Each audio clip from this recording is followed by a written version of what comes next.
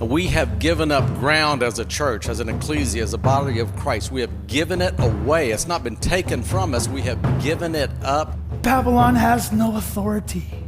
When I talk about schemes like registration, schemes are created out of greed, envy, and fear. We've read the end of the book.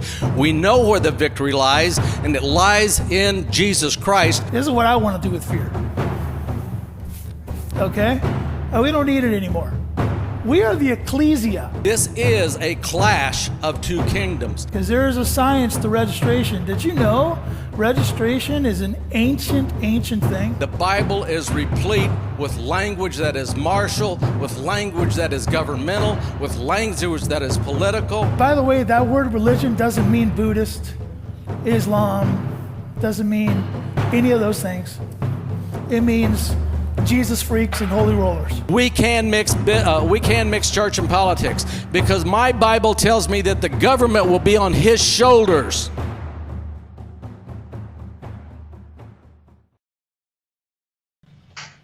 Hello, Levitical Kingdom privateers, and welcome. This is the C2K report. That's the clash of two kingdoms, not kangaroos, kingdoms. And this guy next to me, this is my good friend and collaborator, Mr. Randy Conway. Randy Conway, welcome to the show. Thank you, sir. And this guy next to me is the host, Rick Hidalgo. And it's good to be with you again, Rick. You didn't introduce yourself, so I took that opportunity. And here we go again. We've had a good time for about the last half hour, just laughing and talking about what we're going to talk about. Yeah. Now we've laughed so much and prepared so much we won't remember a word of it. So here we go. What'd you say again? Right. So yeah, thank you guys for coming tonight.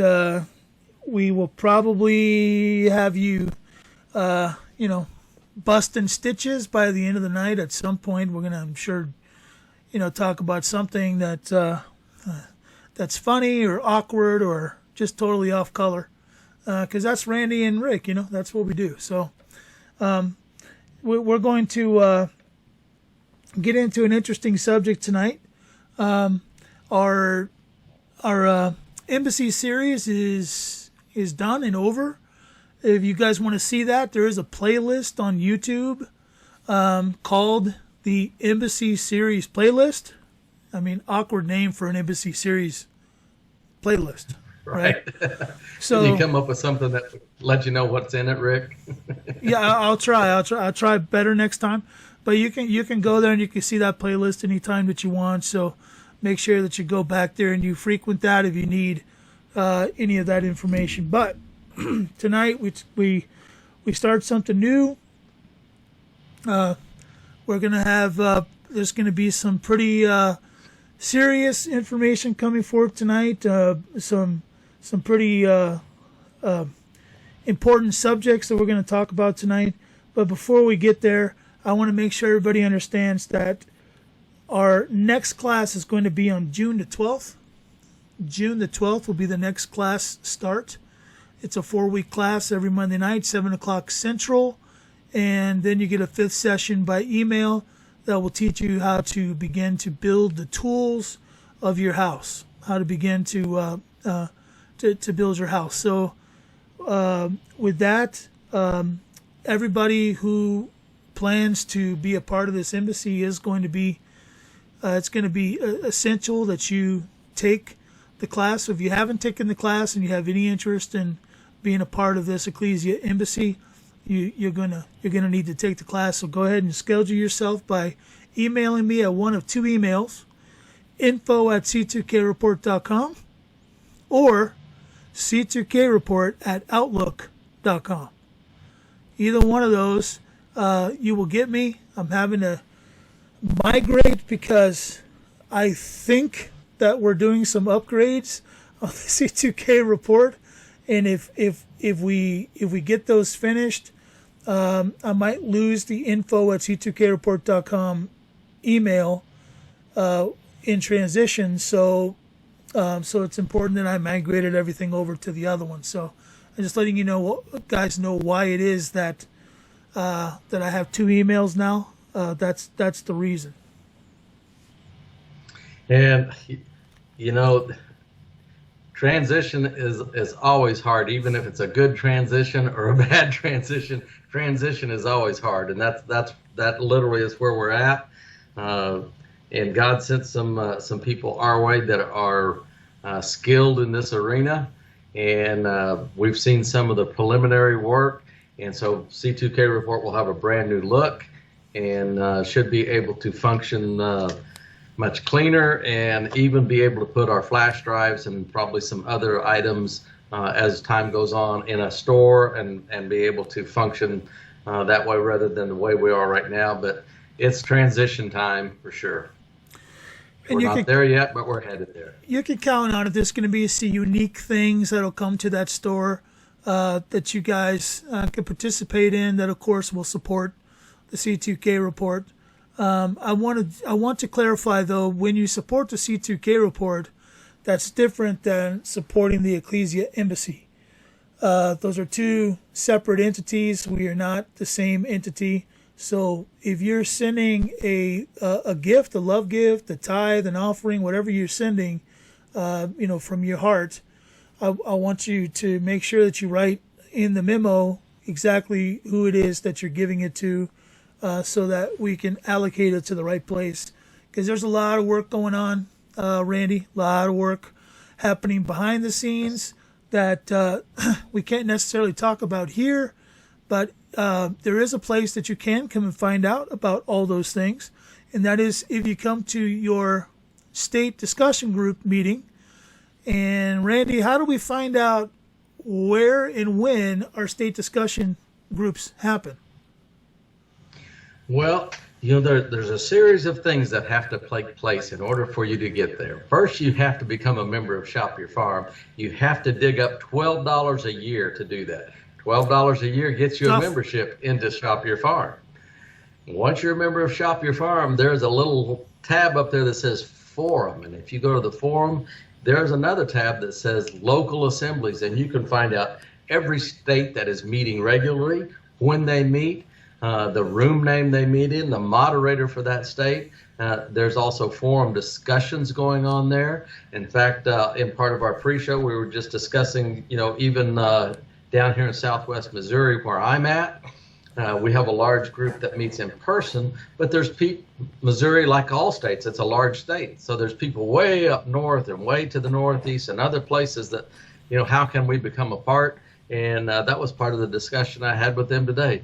If you'll go to the forum on Shop Your Farm, anywhere in the world that you have an internet connection, you can come into a live meeting on Shop Your Farm in a conference room where we're functioning in the private, and you can learn about what's going on in your state, share the concerns you have for your state in that room or in that forum.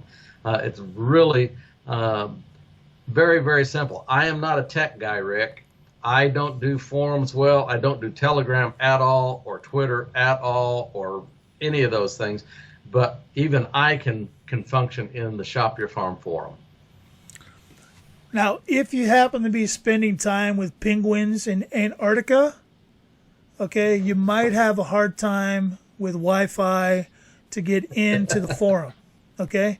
But otherwise, I think anywhere around the world, you can find some place that you can go and interact in the forum, and you can find out where your state discussion group meets, so that you can come and participate in what we're talking about. That is where you find out what's going on with the Ecclesia Embassy, and how you eventually can even participate in the things that the Ecclesia Embassy is up to. So there's a lot going on. If you think that we're just standing still in the background, you are wrong. Okay? We're not standing still in the background. We're preparing and putting things together in order to defend the Ecclesia. If you want to know more about that, go to that embassy series and go back and listen to it. We talk a lot about the strategy of having an Ecclesia embassy that literally defends the Ecclesia. So that's enough of that. But do also want to mention quickly, we still have thumb drives. Randy, you have one of those thumb drives near you? I do way over there. Way over there. Okay, all right. That's okay. But the thumb drive is pretty cool. It's got the C2K report written on it. It's got the logo on there, so that's pretty cool. But the most important thing is it has 9 hours of content on it that you can have. And what some people are doing, and I find this fascinating, is they're bringing groups of people together and showing it like a movie. Right. That's cool. Right. Because there are 5 presentations, so you can sit through a presentation and absorb it just as if you were there, and then you can break it up in the comfort of your home, and then listen to the question and answer period, Rick, where anytime you're at any kind of conference, you kind of hear some of what the speaker says, and you miss some, and you daydream, and or maybe he's a great speaker, or bad, you know what I'm saying. You leave with what you leave with. But when people start asking questions, you go, oh yeah, I want to know about that. That's the question I had, because that's just the way it is. There's always someone who has the same question you've got, and you get to hear those questions being asked, and the panel then responding to those questions. That's, as like Rick has said before, that alone is worth getting the flash drive for. Absolutely. It is. So if you want to know how to get the flash drives, go to the C2KReport.com, and right on the front page, there's actually a graphic that says thumb drives. You can click on that graphic, and it'll download a PDF to your computer. You just fill out the PDF, send it in just like an order form. It gets to Randy. Randy says, hey, John, we need another one. And then he gets it done, and poop, it is off to you like, let's see, I'm trying to think of the name here, and I can't think of that, like Dale Earnhardt. There you go. Let's see if I can't show you something right quick. Oh boy. Exclusive content right here. Here we go. Exclusive content. There's a batch of orders going out right there. Yeah, there's a batch of orders. Look at there.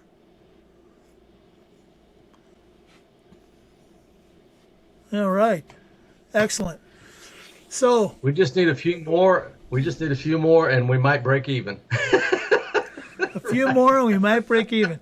So let's help Randy break even. That's the truth, brothers. let's help Randy break even. Let's buy some more flash drives, and let's even buy more flash drives than we need to break even, and give Randy a little bit of a cushion so we can have sometime in late 2023 or maybe early 2024 we could have a conference. How about that, Randy? Yeah, there's a lot of talk going on about that right now, Rick. So we'll just leave that as a teaser right there. There's a lot of talk going on. There's a lot of planning. How come I don't know about this talk? Am I not part of the C2K report here? What's going on? There's been a lot of talk going on, and it just keeps getting kind of, yeah, we'll do that. Yeah, we'll do that. The brush off, but there's enough questions coming around that we're going to have to now make it a serious planning conversation.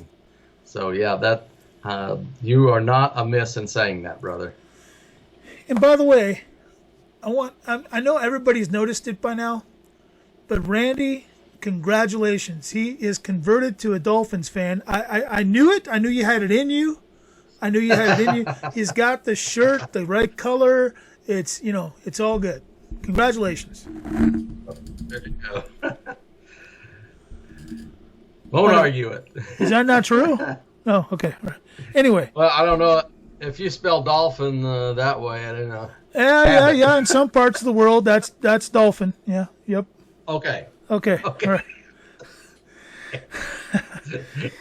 All right. Well, anyway, enough of the cutting up. You talked about our classes, Rick. Yeah. When's the next class start? Oh, I already said that. Did you not listen? You did?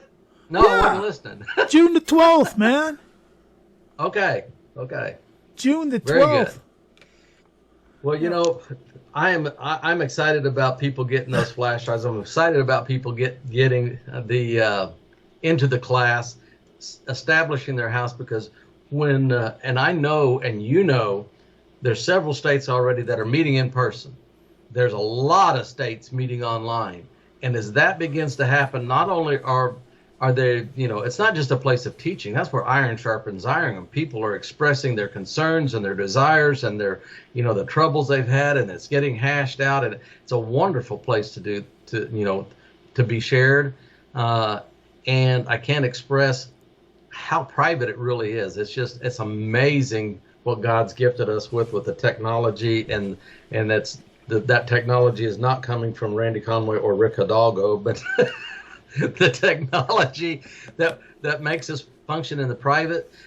Can you imagine when all 50 states are meeting online, and then all 50 states are having literally in-person meetings, and this swells? It is literally everybody's looking for their red wave or their blue wave. I'm looking for God to split the red wave and the blue wave, one to the right and one to the left, and God's people are going to go through the middle of both of those waves, and they are going to claim the ground that God has promised.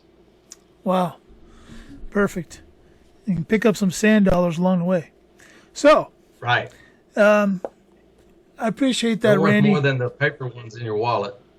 Yeah, not those. But we are living in times of Babylonian desperation, and no one knows what pestilence will be released next. But it's not a time to fear. God's healers are stepping up to the plate all over the earth. There is no better example than Dr. Zelenko's protocol. Dr. Zelenko's Z-Stack is proven to maintain your immune system and keep it resilient and resistant. Go to C2KReport.com and click the Z-Stack logo to join the thousands of people building a resilient and resistant immune system. Save 5% by entering coupon code C2K at checkout. Thank you, Dr. Zelenko, for partnering with C2K. But yeah, so I appreciate all that, Randy, and I know we kind of cut up a little bit, but we got to have a little bit of fun. Got to keep this light, especially tonight, because tonight we've got a subject that could get a little bit heavy, because we are going to talk about come out of Babylon. Why come out of Babylon? What's the point of coming out of Babylon when we know that God wins in the end, right? Hashtag God wins, right? So what's the purpose of coming out of Babylon? Why is it so important to come out of her, Randy, when, we already know that God's going to win? All we got to do is just sit on the sidelines and wait for it to happen. The very first question that comes to my mind is, I live in Southwest Missouri, brother. I don't live in Babylon. Right. Yeah, because Babylon is some little 202 population town in Idaho or something, right? Right. Yeah. Right. Well, no. See, that's the problem. Is we have to define what Babylon is, right? Babylon is a system. It's a system that seeks to replace God in all of his functions and characteristics. It seeks to replace him and to give you some semblance of what might be God-like, but is not God by any stretch of the imagination. And we're going to talk a lot about that tonight. We're going to go back and talk about things we have talked about before, but we're going to bring it all together in this episode. And that system has a great deal of empirical evidence, a great deal of history, and you're right.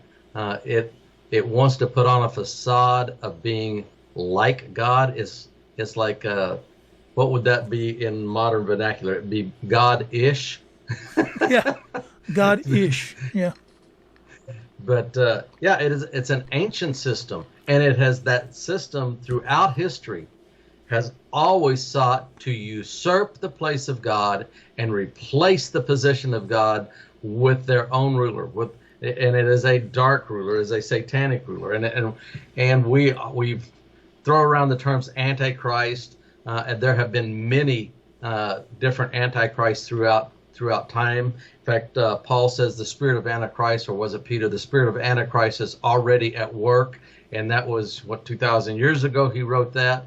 There are people who will tell you, who deal in ministry with some of the darkness of this world, the satanic, ritually abused, and things like that, that will tell you there are groups, there are covens, if you will, there are different societies, lots of societies that they always have in the wings someone that they are preparing for the position of Antichrist, because they don't know the day nor the hour either, but they do try to read the seasons, so they always have someone in the wings. So there have been many Antichrists, just haven't seen the Antichrist yet.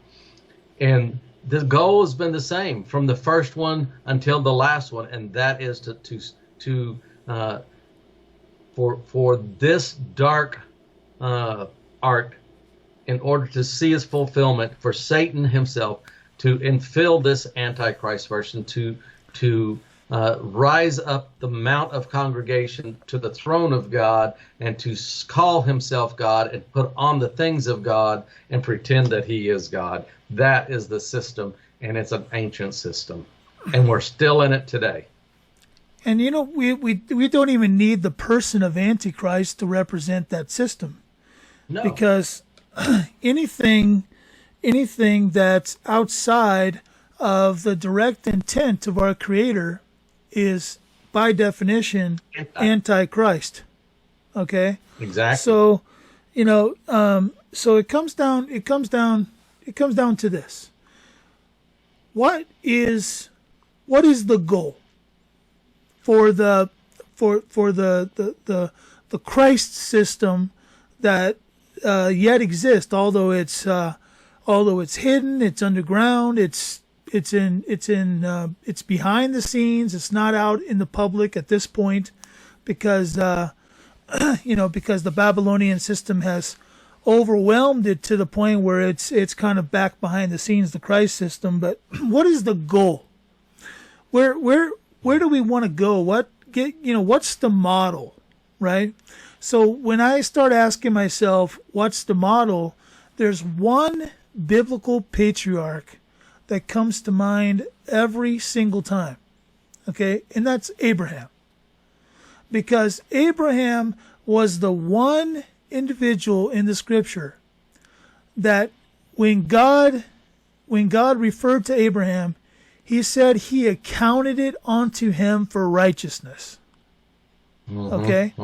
He's the one individual that was given the title accounted unto him for righteousness.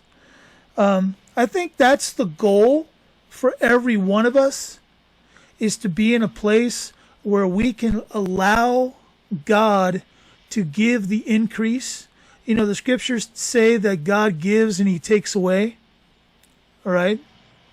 But the problem is we have allowed this Babylonian system to step in and do things that disallow God to give the increase. God is not even permitted to give the increase. In fact, I'll give a couple examples. We'll start with this one, then I'll let you chime in, and I'll come back to a second one. But the wage warfare that's going on in this country is an example of a place where God is being blocked from giving the blessing. Because when you read the scriptures are quite evident that the blessing is in the first fruits. When you give of your first fruits, God is basically expected. It's just natural law that he's going to give, pressed down, shaken together, running over, when you give of your first fruits. But in this Babylonian system, you never get an opportunity, Randy, to give of your first fruits, because they take the first fruits in withholding. And although you may get them back later, it's already been taken, that opportunity to give of your first fruits, because those first fruits have now been violated, because while they're being withheld, they're being used to prosper the Babylonian system. So that's just one example of many as to why we need to come out of Babylon. We can no longer afford, as a Christ-centric people, okay? I'm not going to call us Christian because there's all this agenda on the word Christian and all that. Christ-centric people. As Christ-centric people, we cannot even give of our first fruits, because our first fruits are manipulated by the Babylonian system. And that's one of many reasons why we've got to come out of her and create our own system, the system on earth as it is in heaven, so that we can give with clean hands and clean feet, and be able to actually see the increase that's given. I am so glad you actually applied. I don't think we've ever used that term before, the Christ system. We've talked about kingdoms and two kingdoms, but the Christ system and the Babylonian system, the kingdom of God and the Babylonian kingdom, or kingdom of darkness. It literally is the clash of two kingdoms. It is the C2K, the clash of two kingdoms. And I love that term, that the Christ system. And we've got to become Christ-centric in order to understand the Christ system. We have to know him personally and very intimately to know the Christ system. And you're so right that robbing, that stealing, that taking of that first fruit, number one, who is it that kills, steals, and destroys? So that stealing of that first fruit, so that you're hampered in actually obeying the tenets of that Christ system, is nothing less than a tactic of war. It's like a game of espionage. Well, if we do this, they can't do that, and we'll do this. And even though they're not, pointing a gun at you and shooting, they're still, it's a tactic of war. And if you think, Randy, that it just applies to that one category of wage warfare, it goes into every area, every genre. Let me give you another one, okay? And this is one I've actually argued with people who raise animals, okay? Because today it pays the person who raises animals, it pays them in order to get the very best breed, right? To get the very best breed. So if you're breeding cows for the meat industry, it pays for you to get the very best breed. So what they do is scientifically, and that's a word that's going to be repeated over and over again as I go through these things. Science has become an enemy of God. Okay? Science has been utilized as an enemy of God. It is literally attempting to replace his increase, his authority, and his ability to make a better thing, a better species, a better anything. Okay, rather than Randy sending the cattle out into the field and allowing them to procreate so that God can give the increase. Okay, because you have no idea, what the health of everything is going to be, because God controls that. Okay, instead of that, now we take this scientific Frankenfluid, okay, that we call artificial insemination, and they put it into this cattle in order to produce a better breed, in order to produce a better cow, so that when you go to butcher it, it's got better marbling, it's got better meat and all this kind of stuff. This Franken system that's been created is another way that they have taken away the ability for God to give the increase. God doesn't give the increase when you're artificially inseminating. That's scientific increase. Okay? God gives the increase when you turn them out and you let them do what cows do. You see, there's a cow and a bull. Okay? And they do things with one another.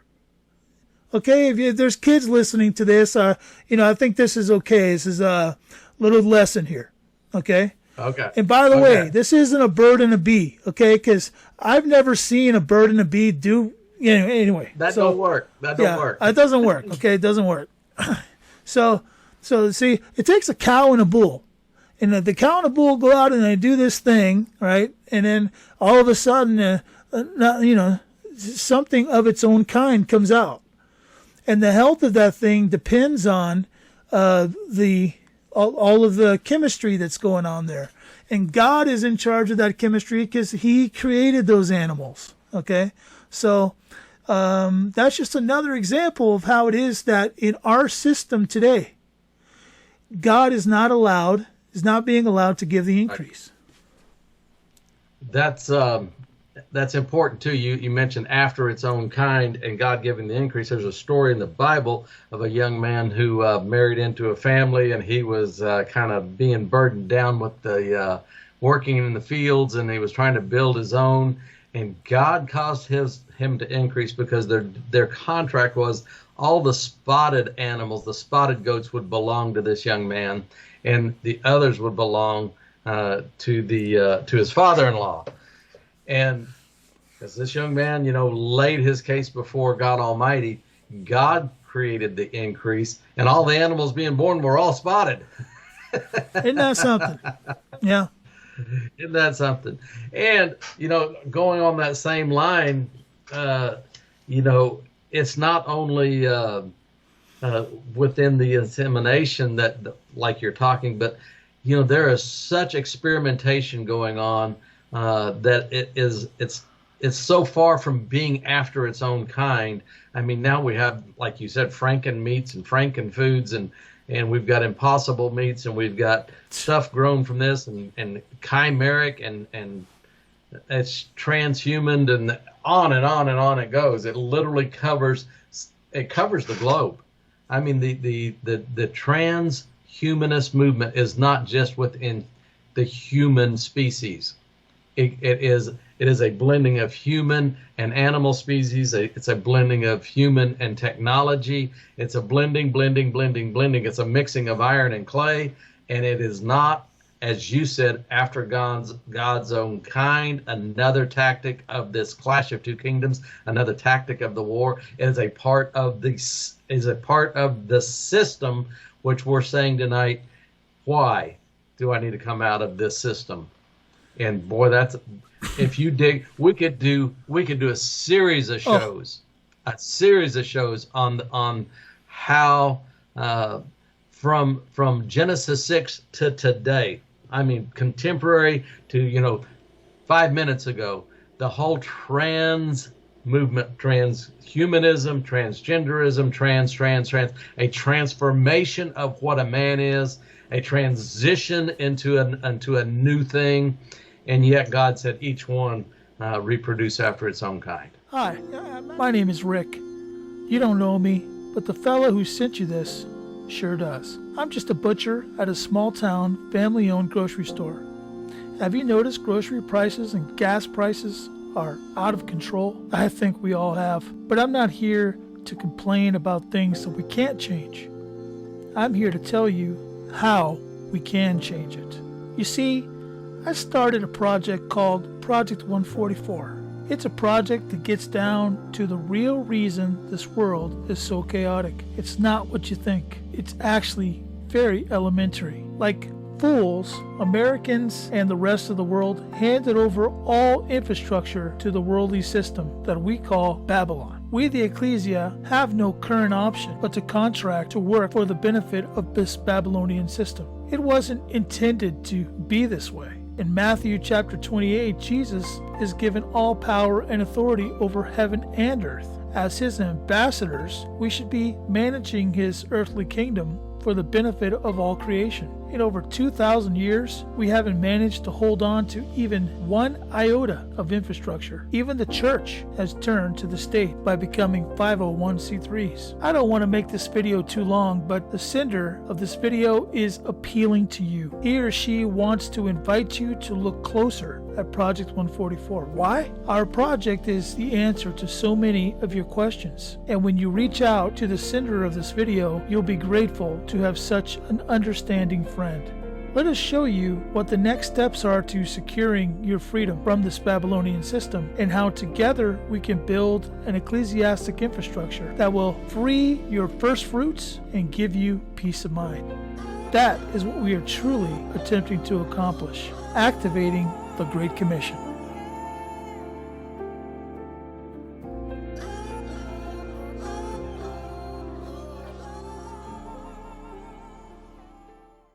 I'm actually hoping that we get a special guest on one of our shows here coming up soon that can tell us a little bit about that transhumanism, the transhumanism experiments that are going on with people.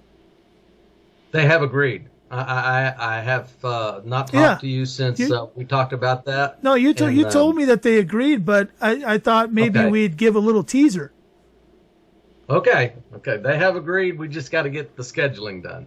Yeah, so that's going to be fun. We'll have somebody come on talking about that kind of thing too. You know, another area. I'd like to. If you've never seen the documentary called Garden of Eden, have you ever seen that? I have not. Oh man, there's a guy in Washington State. Okay, and Randy, I don't know why we are not able to think like this. I think maybe that critical thinking has been turned off in our heads too because of this Babylonian system. Right. But right. This gentleman, he literally started to observe God's creation, noticing how it is that things come out of the ground without ever raking it, without ever tilling it, without ever, back to Eden gardening. Yes, back to Eden. You seen that? Yes. Okay. Yeah. Great documentary. Really super documentary. And what I really love about it is the spirit of the man who kind of, brought it all out. Okay. He literally sits there and tells you, look, all I did was just observe nature and I copied it. What the Creator did, I'm going to do that. Yeah. What the Creator did, I'm going to do that. Right. So he noticed that leaves will fall off the trees every fall, and it would create a layer across the ground. In the winter, those leaves would break up due to the cold and the snow and all that, and then by the spring it's kind of like a mulch, and season after season after season it would turn into topsoil, and there was this the earth. And there was just this this rotation of constant replacing, and so he began to copy that. In his gardening, and he had so much success. I mean, if you've never seen a documentary, it's still out there. You can look it up. It's, I think it's actually called the Garden of Eden documentary. So I'll try to track down the link. He does have a YouTube channel. I don't know about the documentary itself, but the documentary is on his website. Okay. The gardening technique is called Back to Eden. I do know that. Yeah. Back to Eden gardening. Mm-hmm. Yeah, and it's just interesting. It's phenomenal. It's phenomenal because, rather than doing this monochemical agriculturalism, right, where you go out there and you grow one crop and you rake the ground and you break it open and you expose that soil to the sun and to the elements and all of the biobacteria, all of the biologicals going on under the surface start to break down and die and, and rot and that kind of thing. And you're constantly losing every time that you do that, the Every Babylonian way. yeah. Yeah. So, and then they're spraying chemicals on top of that, Randy, Yeah. And what is that? Yeah. So it's just, another way that this Babylonian system has literally taken away the ability for God to give the increase. If you take an apple seed and you throw it in the ground where you haven't done any manipulation of God's creation, it's going to have a much greater chance of growing and flourishing than if you break open that ground and, do all this cultivating, because that's, the way that God intended for things to happen. And that's is that not part of the Babylonian presumptivism? And you have to go back and watch to find out what Babylonian presumptivism is. That's a term that Rick coined, but they presume that we want that, Rick. They presume that it will be better, and they presume that we like that, and they presume that we want to finance that, and they presume that we want to be enslaved to that. It literally is a worldwide system, and you're talking about first fruits and after its own kind, and the creator's system versus this false system. It becomes clearer and clearer that there literally is two sides to this story, and they are at odds with each other constantly. And that they're presuming that because we agreed to their terms and conditions that we want that. Yeah. Yeah. And people are going, what do you mean we agreed to their terms and conditions? I didn't agree to any of that. I didn't agree for them to take my first fruits. I didn't agree for them to poison my food. I didn't agree to finance the WHO and the WEF and that's not a wrestling federation, by the way. And but yet we did because we're in Babylon. We're in that system. We're part of it. Another reason why. The way that we agreed, Randy, is by participating. Because we always had the option of being private and staying private and actually doing something outside of the system. We always had that option. It's just that we always saw the benefit that was being offered to us. Because that's what Babylon does. Babylon is all about solicitations. It's all about contract offers. So when they offer you a contract, they're going to make it glisten in gold. These guys are you want to talk about like a commercial that makes you hungry? You're watching a ball game and a commercial comes on that just looks amazing, right? The food looks amazing. Then you go to that place and you get that thing that they're advertising, and you realize that it doesn't look nothing like what you saw on TV, right? It looked like the picture, does it? Yeah, it doesn't look like the picture. What's going on here, guys? That's false advertising, but that's Babylon. That's what Babylon does. Babylon. They glisten, They when they hand you that shiny apple, it's not a hag that's handing you a shiny apple with a big mole on her cheek. It's probably a model. What's that? It's a model. Yeah, it's a model. It's I'm trying to think of. I was trying to think of a particular name, but I'm not going to get it, so forget it. It's somebody. It's somebody who's beautiful and shapely, and they hand you that glistening apple, and it's not until you take a bite of that apple that you realize it's poison. I mean, they do it to us all the time. They make us offers and they show us the benefit, and they say, if you participate in our system, and you know what their best offer is, Randy? These are the two things that they love to glisten in your face. You ready? Yeah. The reason why you should participate in the Babylonian system, the reason, public safety, public health. Oh yeah, they're always going to throw those around like they care about that. But that right. is what they give you. That is what they get every single time. We're doing this for your good. It's for the public safety. And liars always lie, right? Yeah. But we believe them every time. Public good, public safety. Every time. Absolutely. And we're sold, and we'll take the offer for a few benefits when another offer is standing there that gives you an inheritance. An inheritance and liberty, right? And liberty. Because, I mean, the law of liberty is Christ. That's the law of liberty. Is Christ. Okay? Absolutely. In fact, I just pulled that verse up a second ago. I bet and you highlighted did. it so I can come back to it. See, that always happens with us. Right? It'll take me just a second. Yeah. Because I got it highlighted, and I will see it when I get to the right page. Okay. And talking about the Babylonian system, that system owns the rights to people through registration.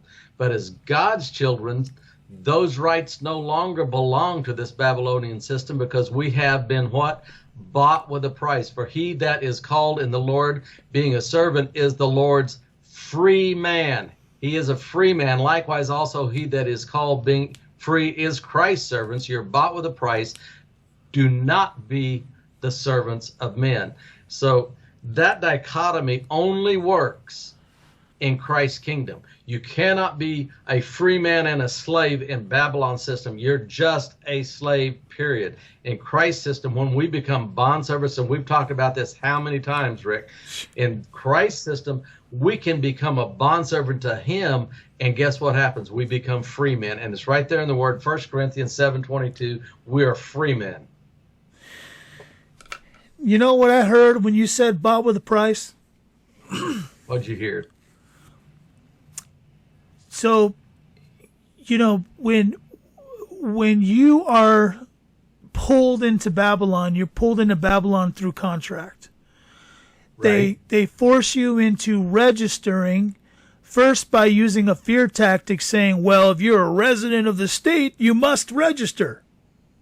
Okay, they use this fear tactic that somehow you being a resident of state forces you into having to comply to some kind of a statute that only that only applies to internal Babylonian government. Okay, so it's just a big mess. But we do it every single time we go in and we take it. But Jesus buys us with a price. Okay? Now, what kind of person, Randy, do you buy with a price? A slave. A slave. How does someone become a slave?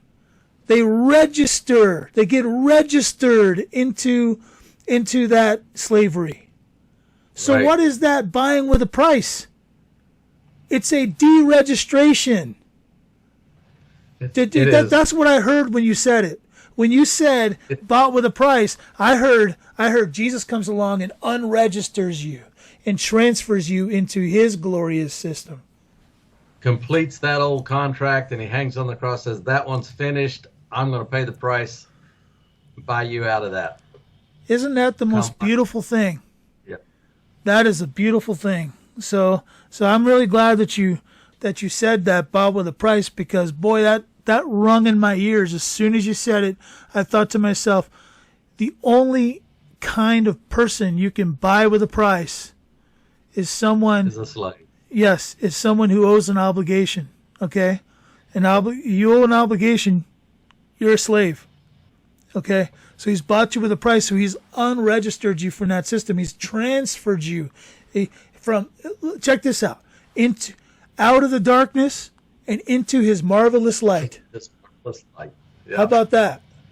Huh? How about that? Oh, Yeah. man. Now I'm getting Absolutely. chill bumps. And you threw a term out that made my ears ring. Okay. And you said registration, registered. That's how we got in it.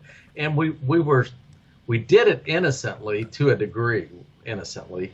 At some point, we have to come to a realization, but we were fooled. I mean, I've registered everything too until I figured out I didn't have to and I could unregister. But did you know The Bible talks about registration. It does.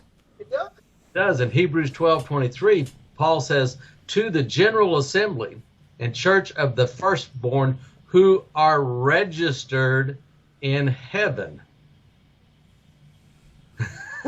So good place. Registration isn't really the problem, Rick. It's who are you registered to? Where are you registered at? But he is talking to those who are registered in heaven. Some versions actually use the term enroll, but whether we're enrolled in one system or enrolled in another, it's the same thing. It's registration. Here we have this registration in heaven. We're registered into those books by our free will, by our choice, an acceptance of what? The price that was paid to get us out of that old registration, to get us out of that old contract. So by our free choice, acceptance of that gift. Or Babylon, on the other hand, they register you with presumptivism. They register you without full disclosure. They register you or enroll you by force, deceit, paper magic, and trickery. Absolutely. Absolutely. And then they hold you there because try functioning in commerce in this system anywhere in the world if you're not registered in their system. Yeah. Yeah. Exactly. I'm getting a little bit of an I think echo that here. pretty much proves that it is a system, and it is a worldwide system, and is a very ancient system. Yes. So now I don't know I think we've really established that fact, of my satirical question. But I don't live in Babylon, and I think we've proven we do. And what goes back to your question, come out of Babylon, why? Yeah, well, see, so a lot of people, Randy, when they hear that verse in the Revelation of John that says, "Come out of her, my people," come out of Babylon, come out of her, my people. Right. They say, well, where's the other witness in the scripture that tells us to come out of Babylon? Because a matter is not established until there's 2 or 3 witnesses, right? So where's the other witness in scripture? Well, I was doing some studying for a project that I'm working on right now, and one of the things that I ran across was in 1 Corinthians chapter 10, and I wanted to read it. My app is playing games on me here. It's kind of frozen. I'm gonna try to restart it, see if it'll work a little better here. Okay, here we go. Yeah, so I was studying 1 Corinthians because I was looking up certain terms that I wanted to go find, and as I was reading 1 Corinthians, I ran across something that I'd read before, but it didn't stick out to me the way that it did this time, because I had a particular, thing I was looking for in mind, and when I saw it, I thought, wow, that's not just a witness, that is that's a command.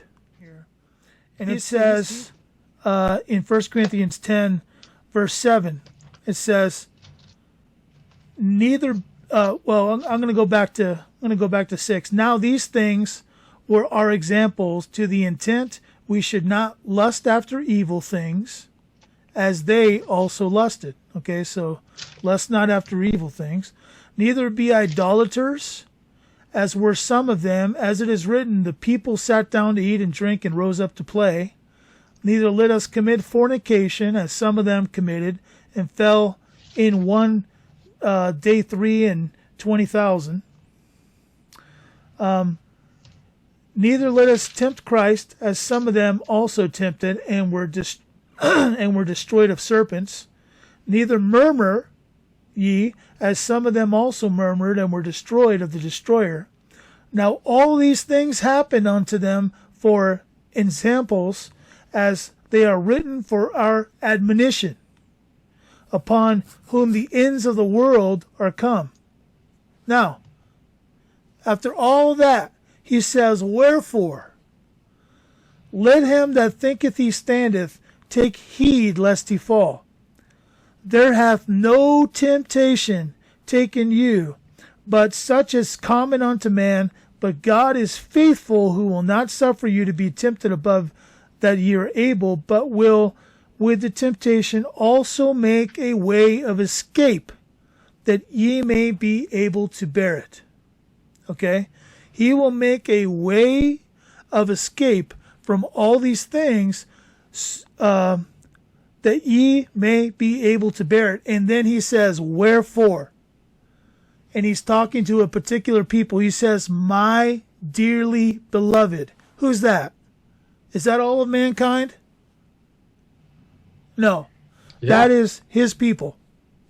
That is his people, the people who have ears to hear, have eyes to see, who've heard his voice.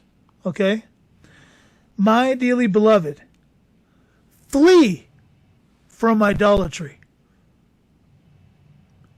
He says, after all those things that he said, don't do this, don't do this, don't do this, don't do this. He says, wherefore, my dearly beloved, he sums it all up. He says, flee from idolatry. Now, you ask yourself the question, is he talking about some little sculpted wooden idol when he says flee from idolatry? Do you think he's talking about that little trophy that's up on your stand that you love because you got the highest bowling score? You think that's what he's talking about when he's talking about idolatry? No. This is a system that causes his people, that causes his people to commit idolatry, that causes his people to commit fornication, that causes his people to fall. This system, he's telling us, flee from it. What does flee mean? Does it mean stay in it? No. Get out. It means get out of it. Okay? Now, the thing about get out of it, it sounds a lot like that other verse that says, come out of her, my people. Right? Flee from it. Get the heck out of the Babylonian system. Do not allow that system of idolatry that's got you compelled. That's what idols do. Idols compel you to worship them. Okay? You want to talk about compelling interest? That's real compelling interest. Okay? Money. Okay? The love of money. That's compelling interest. Fornication. That's compelling interest. Idolatry is the massive category that all those things fall in, because they're all idols. They're all things of a system. They're part of a system that compel us to stay, that compel us to seek the benefits of that system, because somehow by worshiping that little golden idol, we're going to get something from it.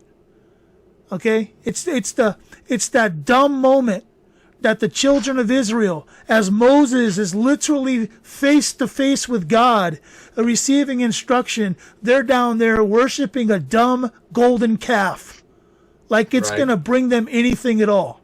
Okay? That's the I'm sorry, but that's the stupidity of the normal Christian. Okay? That thinks that somehow I can stay in this system and worship God. No, you can't. Because it's going to compel you. It's got you compelled. Its benefits have you compelled. That's why you're not able to come out. Okay? Right.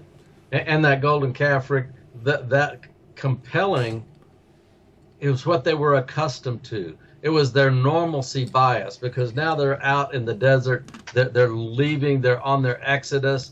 And Moses is gone from their face, and they still have a compelling interest. That was what they were accustomed to, because there had been generations, there had been 400 years in Egypt, and they knew who Osiris the bull was, and they knew, all of those things, and they were accustomed to that. It was that's where that compelling came from, and you did provide a second witness. to come out so that you're not compelled into this thing. But you know, the very first verse you started with, if you finish the verse, he says, "Come out of her, my people, that ye be not compelled," or that you be not partakers of her sins. You're not partakers of her idols. And it goes on with a bit of a warning. And you don't receive the punishment that's coming to her for who she is. So yes, you did provide a second witness. And it says exactly the same thing. Come out so that you're not compelled into these things. So It's exactly the same. This is a witness that is screaming at you, admonishing you, come out of her. And those who are unwilling to do so are doing so because they're compelled to stay. Mm-hmm. Okay? And the only reason they could possibly be compelled to stay is because they're enjoying the benefits of that idol. Okay? That's the only reason they can be compelled to stay. So, for those who have ears to hear and eyes to see, listen to Uncle Rick right now. Okay? Come out of her with me. Let's go out here. Let's get out of Babylon. And let's go create on earth as it is in heaven. Okay? Amen. Because we can do that. Amen. We have that capacity, and that's what we're going to do. You know, Rick, the Old Testament and the New Testament complements each other so much in this same idea.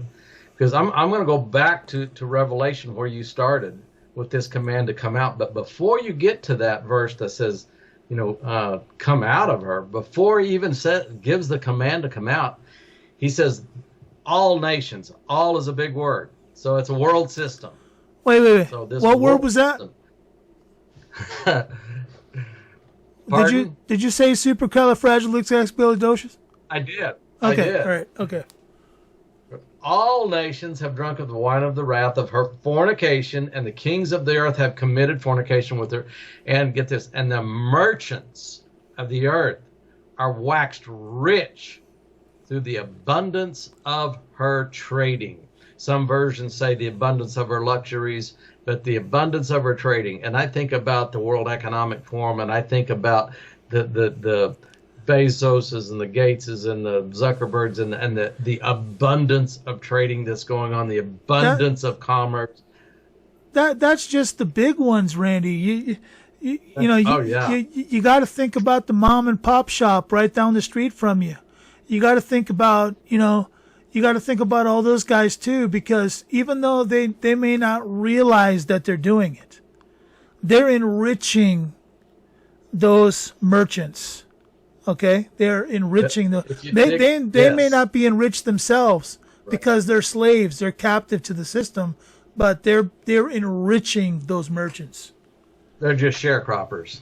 Yeah, sharecroppers. But if you dig a little deeper into that trading, you have to go back to Ezekiel, because this trading, and he literally even in Revelation, and I can't think of the exact verse right off the top of my head. He goes on to describe what is being traded, and it is the bodies and souls of men. And if you go to Ezekiel is 28, and I've got it pulled up here. Ezekiel chapter 28, and I think it's verse 16. He says, and this is the voice of God. It's called a lament for the king of Tyre. This is literally God speaking, and he's speaking to Satan, and he's giving some history about, I knew you, from the beginning. You had the seal of perfection, full of wisdom, perfect in beauty, and goes through all this description of Satan. And you get to verse 16, and he says, by the multitude of your trading, you were filled with violence. This merchandising, this trading, this trafficking causes violence. You were filled with violence in your midst and your sin. Therefore, I have cast you out. This is really important. I have cast you out as a profane thing. Calls him a thing. This covering cherub is now a thing, and it's not just a thing, it's a profane thing. And he became profane because of that trading. He goes on to verse 18. He's even caused defilement in the sanctuaries by the multitude of your iniquities, by the iniquity of your trade. And they're trafficking in the souls of men. You can look it up in other places. They talk about the soul catchers, the kissed, and we know about human trafficking because this Babylon system, we become at birth a part of human labor trafficking. There's also sex trafficking. There's also slave trafficking, but there's also a trafficking, believe it or not, there is trafficking right now of the souls of men. The souls. There's trafficking in the souls. And if you come to an understanding of that, that's how this wealth is being well, he calls it an abundance. The word calls it an abundance. They have great wealth. And it's causing iniquity. It causes this once extremely in front of the throne of God, covering cherub to become profane, a profane thing. Maybe we should take seriously this idea of coming out of Babylon. Maybe there's something to it more than just makes for a good motivational speech or a fire and brimstone sermon. Maybe there's something to coming out of that, because we cannot serve two masters, Rick, and we're talking all the time here on the C2K report about the clash of the two kingdoms. And we've been talking a lot. We just finished our embassy series talking about the holy nation of God. We talked a lot about the holy nation of God, and that Peter said that we're a peculiar people in the holy nation, and we are trying to see that holy nation is raised up and seen and visible and known and realized by God's people, those free men that we talked about earlier in this show, that is realized by them. And we love to, on this show, go to some of the apocryphal books that give us a great history of a certain time frame. They give us some understanding. And I don't care about the argument of canonized or not. They're still historic and books of antiquity that we can learn from. And there's a book called the Second Esdras. And he says this in Second Esdras. Says, I have traveled widely among the nations, and I have seen that they abound in wealth, and they are unmindful of God's commandments. Now therefore weigh in a balance our iniquities and those of the inhabitants of the world, and so it will be found which way the turn of the scale will incline. When have the inhabitants of the earth not sinned in thy sight? Or what nation has kept thy commandments so well? Thou mayest indeed find individual men who have kept thy commandments, but nations thou wilt not find. And that is the whole point of coming out of Babylon and the embassy series, and why you said we're going to ask this question, because we are looking for that to no longer be a truth, Rick, that God's people, His holy nation, is not a nation wherever it is written, a nation thou wilt not find. We want that nation to be found, to be realized, and to be known by everyone listening to this show. And it happens by you coming to an understanding that you can unregister. You can remove the compelling interest. You can break off that tether that ties you into this system. You can establish your house as literally an embassy of the holy nation of God, just like Joshua did when he said, as for me and my house, we will serve the Lord. And we can make this a reality. Good question tonight, brother. You've done it now, Randy. You've done it now. You might as well just drop the microphone and walk off, because you've done it now. You've broken it. And now there's no way that anybody could ever misinterpret Romans 13 ever again. You've done it. You've done it because Romans 13, first verse. You can't even go beyond it. First verse. Let every soul be subject unto the higher powers. Okay? That profane thing that you're talking about, that profane thing, he used to be one of the higher powers. Right. Absolutely. Okay? He used to be one of the higher powers. And so when he assumes that role of being one of the higher powers by being, what was the word we said earlier? God-ish, right? Right. God-ish, okay? As he assumes that role in being God-ish, and he trades in the what of men? The souls? Wait. Let me read that again. Let every soul be subject unto the higher powers. For there is no power but of God. Okay? Now, how can that be Joe Biden? How can that be Obama? How can that be that Johnson fellow with the wacky hair from the UK, right? Boris, right? How can that be Putin? How can that be any of these guys? How can it be Zuckerberg, whatever his name is? How can it be Klaus Schwab, James Bond? How can it be any of those guys? It can't be any of those guys because there is no power.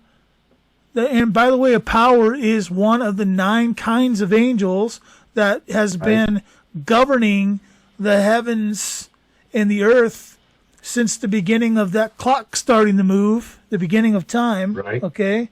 So there is no power, there is no type of power but of God. Okay? That is it.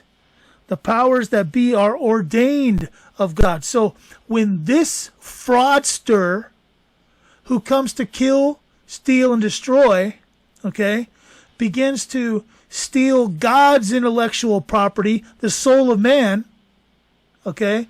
We're not talking China here. We're talking about this Lucifer, this Satan, this devil, okay? When he steals the souls of men and begins to trade them, he has no authority to do so. But the only thing that he has that gives him the right to do so, that makes him profane, is your registration, your agreement, tepid agreement to say, yes, you can trade my soul. And that's how he gets away with it. That's why he's profane. It's not because he's doing it unlawfully that he's profane. It's profane because he's doing it lawfully, because he's literally being given the opportunity to do it by you. You're giving him that opportunity by being registered in this Babylonian system. So come out of her, my people. Okay? We've got a whole, go back and listen to the Embassy series again. We got a whole structure there to help you come out. And we're developing tools. Okay? Right now, there are tools in development to help you build your house and get all that stuff done. Okay? So when I say come out of Babylon, it's not like I'm saying it and I'm not offering you an opportunity to learn how to do it, because we're teaching you how to do it.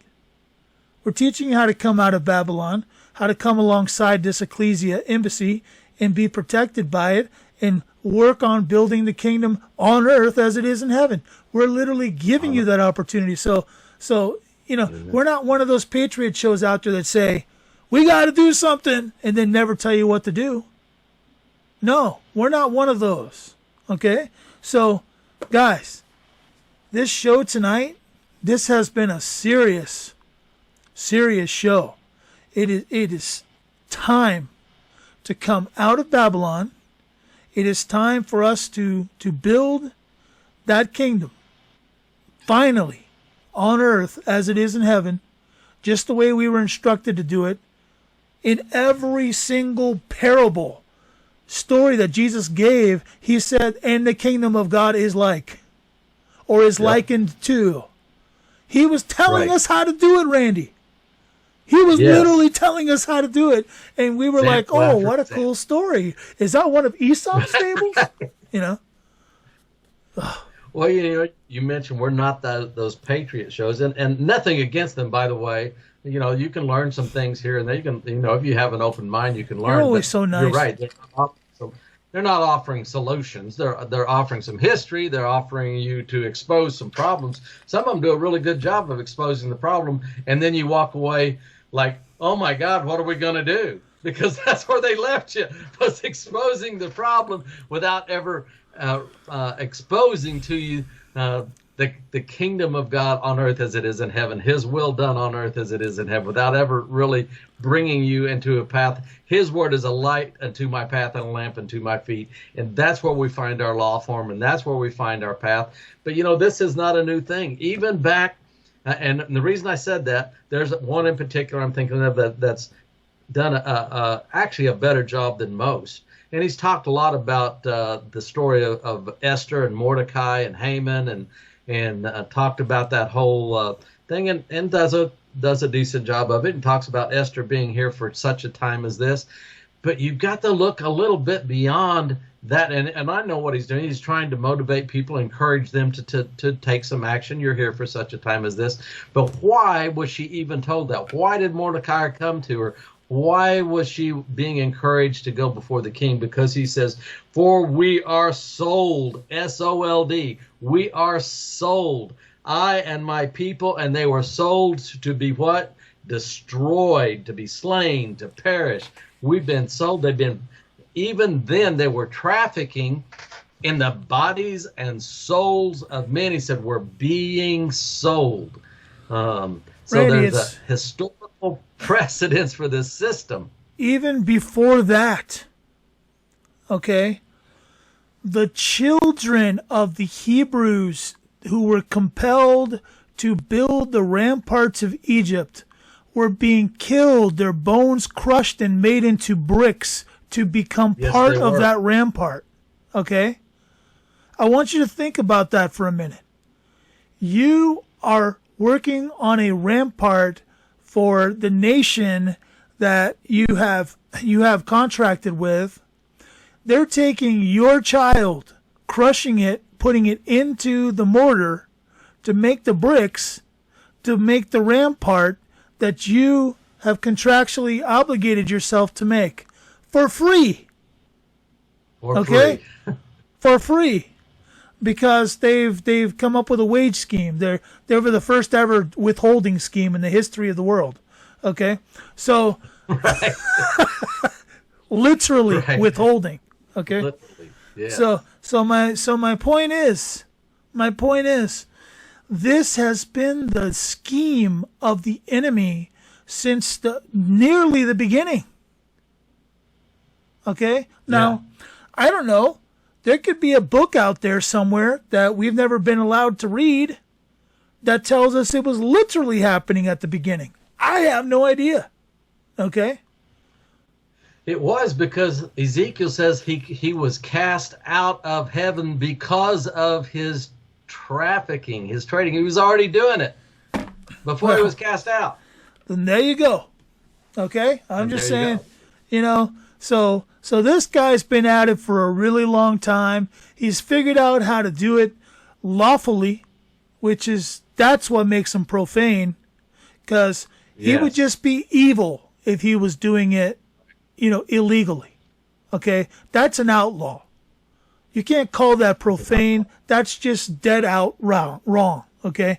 Profane means he's taking something he's done lawfully, and he's doing it. He's doing it literally as an offense to get back at the King of Heaven. That is profane. Is profane. That's profane. And back to your original question, we talked a lot in our last series about 2 Peter or 1 Peter 2:9, and where we're called a peculiar people and an holy nation. Says, you are a peculiar people and holy nation, that we should show forth his light, show forth his kingdom, show forth his. He doesn't say that you are a holy nation called Babylon, or that you should show forth the greatness of Babylon, or that it's to show forth his kingdom, his marvelous light, his great works. And so, on and on you go, biblically, over and over and over and over and over. Is not just the mandate to come out of her. It is the literal principle of the Scripture, Old and New Testament. Don't be a part of this thing. He does, and he does. See, and the thing is, if all he said was "come out of her," yeah, then I guess you could kind of gather your things, just sell your stuff, put your shoes on, button up your coat, right? Take your time, get your cane and your walking stick and make sure your house is just right before you leave, right? But that's not what he said. He said, flee idolatry. Okay?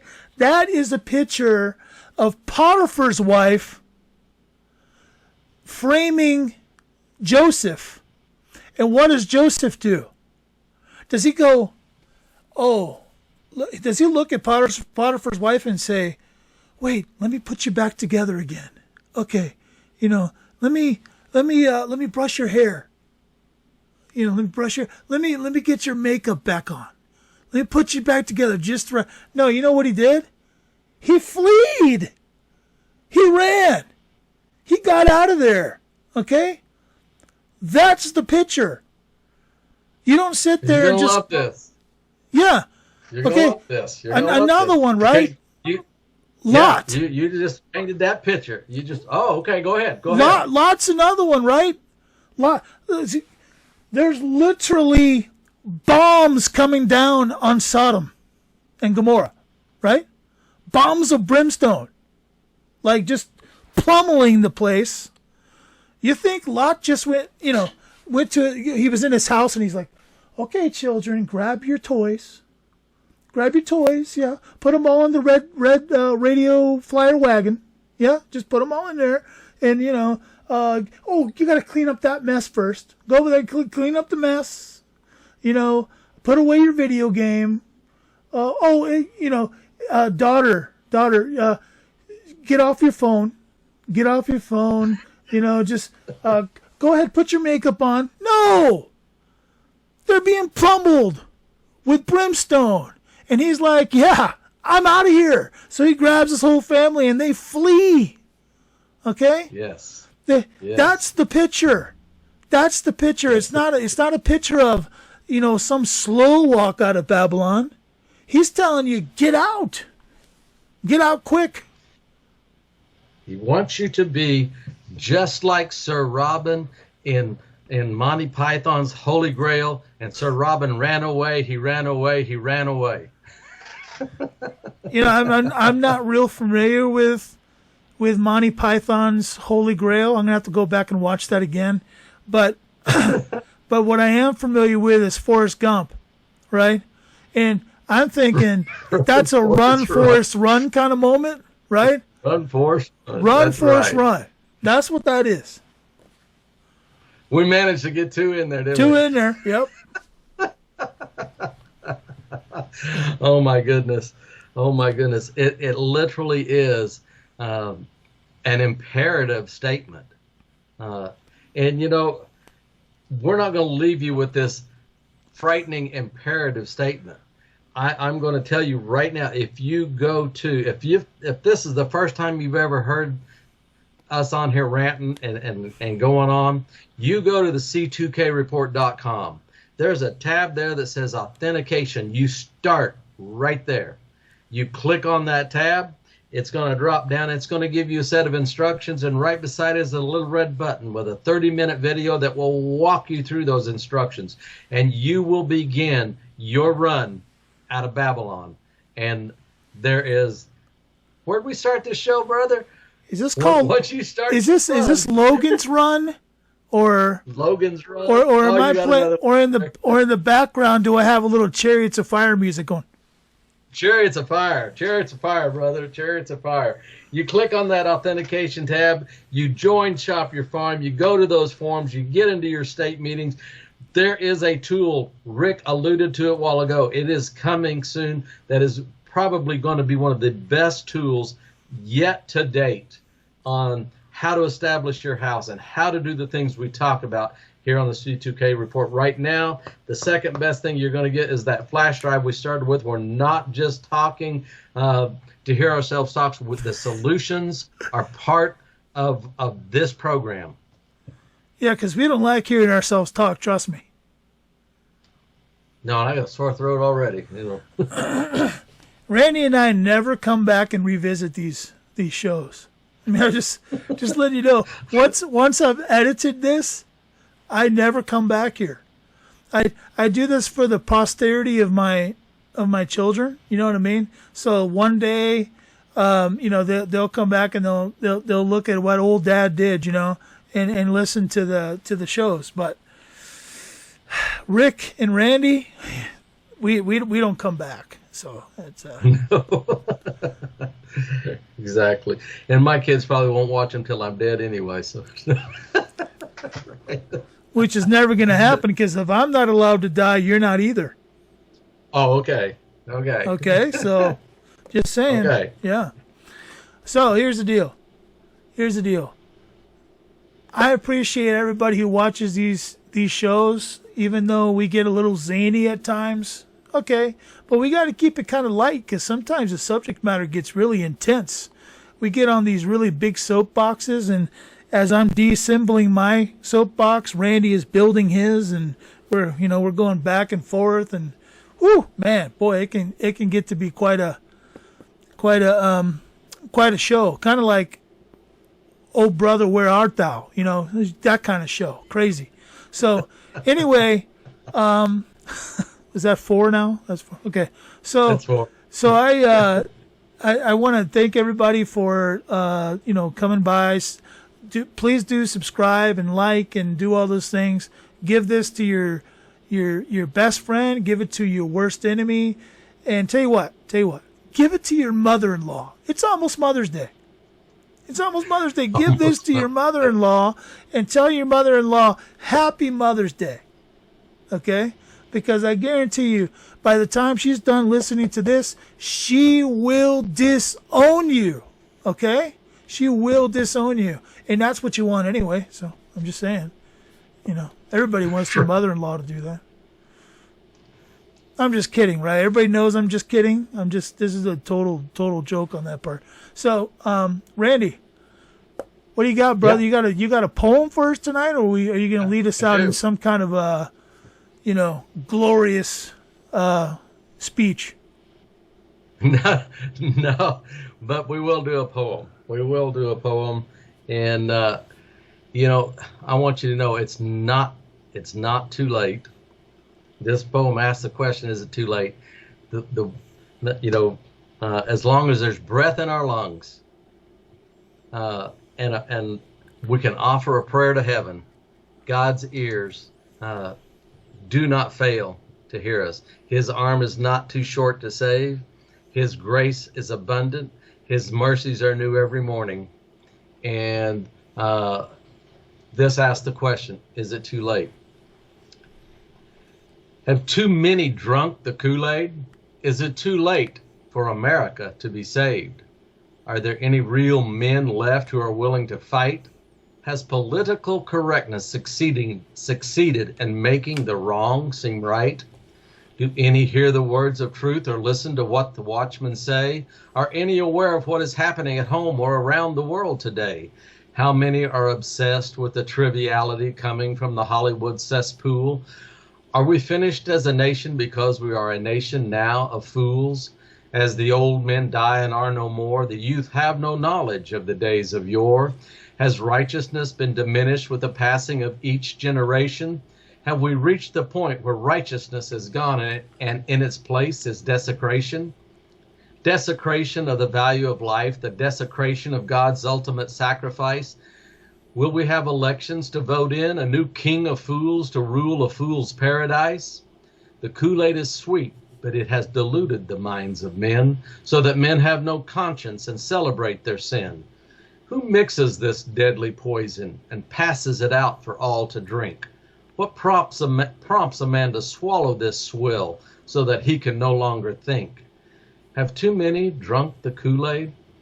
Is it too late for mankind to be saved?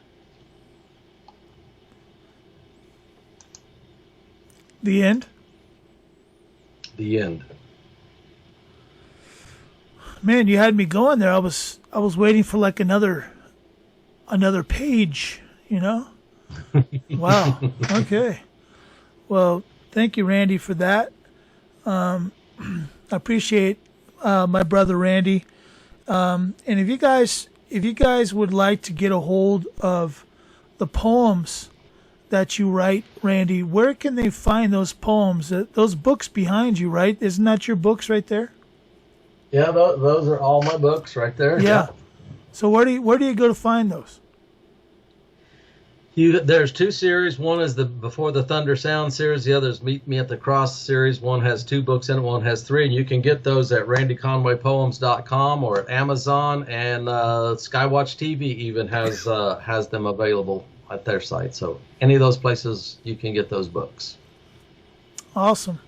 Well, I appreciate that, and I hope that you guys will go go do that. Get a hold of some of those books. Randy is a special guy. He's doing a lot, guys, behind the scenes, and I just want you to know that if there's anybody that I would,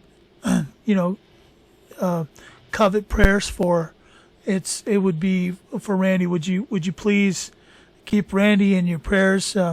And if you're wondering what to pray for, just perfect timing. Just pray for perfect timing in everything that we do as an Ecclesia embassy. We want perfect timing, the right people, the right time, the right place. Okay, that's what we want. Thank you, Rick. Let's add to that the C2K report and this collaboration. We are this was not planned, people. But we have become the voice of the Ecclesia Embassy and the Holy Nation of God that is being risen up. That was never, when Rick called and said, would you do a collaboration with me? That was not part of the plan. That's just the way God is working. So pray for the C2K report and that we don't lose any more of our sanity than we already have. Yes. That we don't lose any of our sanitary. Exactly. Because I've forgotten to shave before I come on tonight, and I'm feeling a little crummy there. So anyway, I appreciate everybody. I want you to remember this, okay? Everything that we do at the C2K report, and at Randy Conway Poems, and even at the Hidalgo show, which has been abandoned for 3 years. But there's still some good material there. There's still some good material that is still available. We do it all because it's all about the blood.